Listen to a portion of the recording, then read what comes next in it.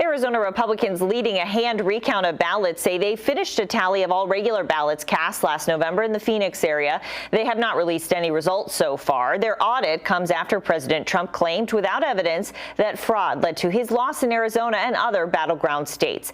Several Wisconsin Republican lawmakers traveled to Arizona last week to observe the audit. They include Representative Janelle Brandtjen of Menominee Falls, who chairs the Assembly's Campaigns and Elections Committee.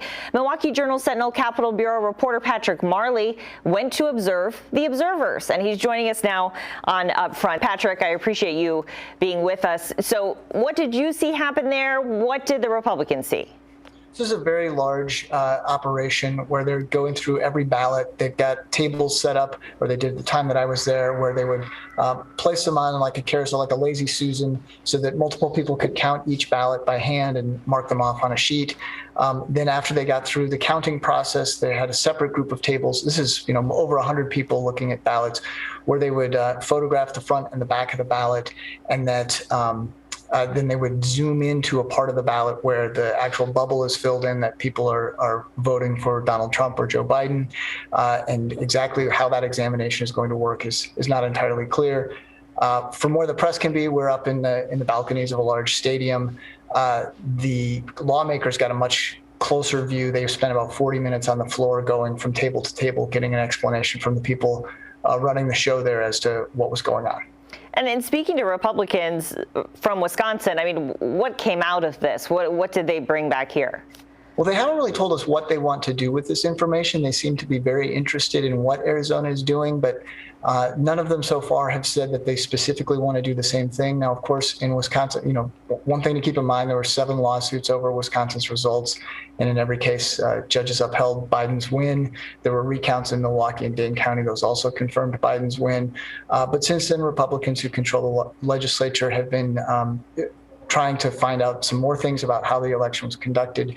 They've got the Nonpartisan Legislative Audit Bureau doing a review, and they've also, in the Assembly, recently hired some former police officers to look at aspects of the election. This seems to be an extension of that, this visit down there. But precisely what that might turn into in Wisconsin is unclear. It may just be information that they gathered. It may be something more than that.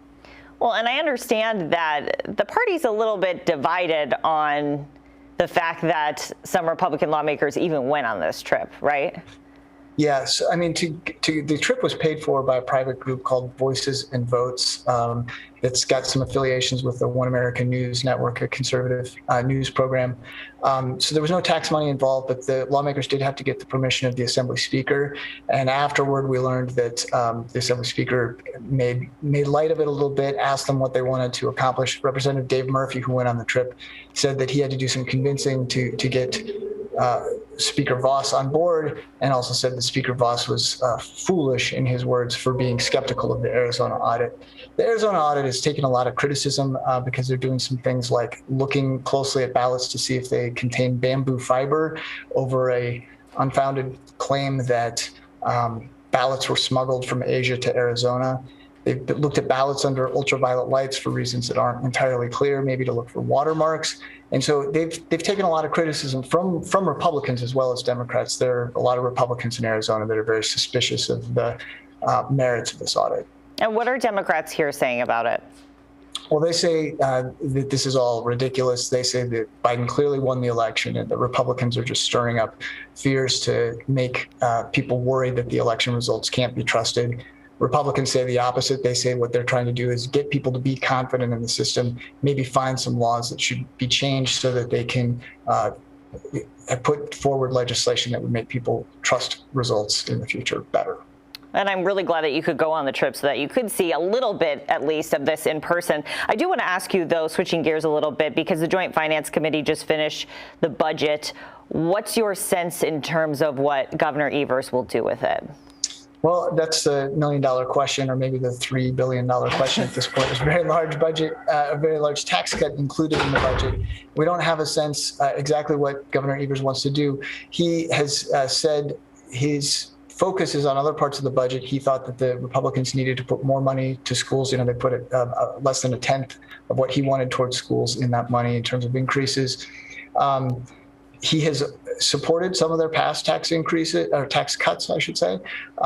He has wanted to see them aimed at the middle class. This one hits the middle class. It also hits a bigger group than that. He probably doesn't like the structure of the tax cut, but we don't know if it's something he would sign or reject. Okay, so I guess we'll just have to wait and see. We will continue to follow your reporting. I always really check for what you're saying because you're on top of it. So thank you, Patrick Margoley with the Milwaukee Journal-Sentinel. Thank you. Thanks. Next, the newest federal holiday and how 2 Wisconsin politicians tried to stop it.